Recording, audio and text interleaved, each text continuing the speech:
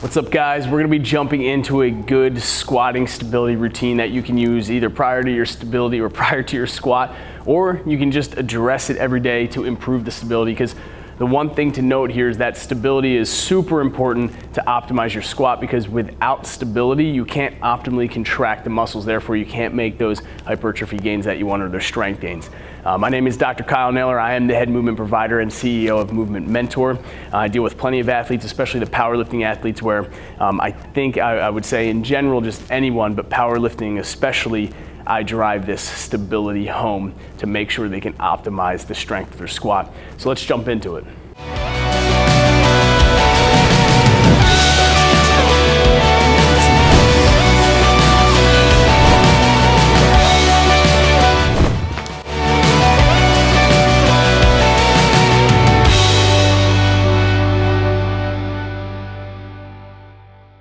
Now, before fully jumping in, I just want to go over kind of things that we need to hit on the head here as far as stability. So usually the places you need to stabilize in a squat are going to be, one, the feet, okay? Like the intrinsic muscles, you don't want those feet caving in. Next is going to be the knee. The knee, however, is addressed by addressing and implementing exercises for the foot, the ankle, and the hip, right? So the knee, you don't do specific stability exercises for the knee, you hit the foot and you hit the hip. The next, of course, stabilizing, you want to hit the hip. And then last, but certainly not least, we want to make sure that low back is stabilized and implement some core exercises here. So let's jump into it. Now, what you'll be needing is an exercise ball and just a simple band, a circular band here that you can wrap around the legs, so you can grab them and follow along. Save this video for future reference as well. Now, what I'm gonna be doing first is focusing on the feet. So the one exercise I really enjoy doing, I'm gonna kick my shoes off so you can see, are foot crunches, but I like putting the band around my leg here, and I'll tell you why in a second. So I'll grab this band, throw it around the knees here, and I'm just gonna simply grip the ground and squeeze, rotating my knees out. So the foot crunches are primarily, obviously, for the intrinsic muscles of the foot to stabilize, and that big toe, that being important to make sure that I fire my glutes, I keep everything in the lower extremity stabilized. But then I like wrapping this band around because it implements those external rotators of the hip, which I'm gonna be addressing later, so I might as well kill two birds with one stone, right? Now, when I'm doing this foot crunch, by the way, I want you to see, and I'll actually come up close. This here, this is the ground, okay? This is my foot. I'm not curling my toes under. Let's be clear about that. I'm sliding them. So I'm sliding them in to create that arch, sliding, right? So you can watch that, see that again. Sliding them in and then rotating that out. Bring that all together. Now for this, for a good warm up, I would do probably 2 sets of 20.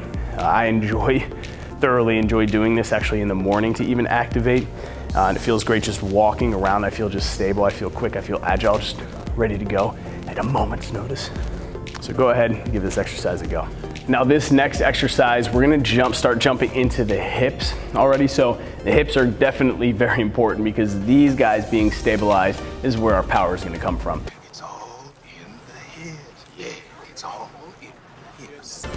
Now, I like doing glute bridges. Glute bridges are great because they're such an isolated movement for the glutes, and you can neurologically, you can bring that mind muscle connection into play to really focus on that. And you know, Stuart McGill, he coined the phrase glute amnesia. Our glutes really do fall asleep. They become secondary activators when they should be primary, and it's just due to our lifestyle. So anyway, I'll take a band, wrap this around the knees here, lie on my back, knees bent. Most important aspect here is going to be pushing that low back into the ground to make sure I activate that core, create that cylinder. And I'll go ahead, push up, and then push out. Then I'll bring it back, and then bring my butt back down. Now, as I do these glute bridges, there is definitely a neurologic component where you want to focus on activating the glutes and not kicking in the hamstrings too soon, because you don't want them to overpower and take away from the glute activation. Now there is a video that I dropped, so go check that out or I'm going to be dropping it, on the glute bridge itself and how to properly activate it using this 4-step process. And again, it comes down to that neurologic component, that mind-muscle connection, where you really have to think and feel the glutes being squeezed and not implementing those hamstrings too soon. And if you do it the right way, especially for the ladies, you can get a nice glute burn and make some really nice glute gains. Again, optimizing that glute contraction. From that point, what I like to do is go into a stand-up position so I can start applying that feeling and the motion into a squat, right? So the next exercise is gonna be an RDL, or Romanian deadlift, a single leg. So I'll just simply do this. Now again, all those components first, they come into play though, which is going to be gripping that ground with the foot, like those foot crunches, right? Creating that torque, activating that glute. We'll keep the core strong, and then I'll go ahead, go down. Actually, I wanna add something because it'll challenge you a little bit more. So you can simply do the single leg, which is great, but better than that is going to be adding a rotation. And I'll show you from this way, just so that way you can see me opening up. But I'm going to go down, open up, add that twist, then come back, and then back up. So that's a little bit more challenging. So again, you can simply do these simple touches here, staying straight all the way through and teetering back and forth. You want to challenge yourself a little bit more, and I highly recommend you add this twist in at the end, is going straight down, rotating out, coming back in, bringing it back up. Trust me, these are challenging. I can tell you right now, I am concentrating just so I can impress you. You're gonna give these a go. Ooh, there you go, see how? So actually go ahead, drop in the comments below a yes or a no if you were able to do these the first time you tried them. Go ahead, give them a try right now. Open up, hold for a second, close, then come back up. Now last but not least is going to be the core. For the core exercises, I like to start simple again and then grow into bigger, more challenging movements. So the first I like to start with is a dead bug. The reason I like to start with a dead bug is because the floor allows me to understand mentally, right, that neurologic component, to understand what neutral is.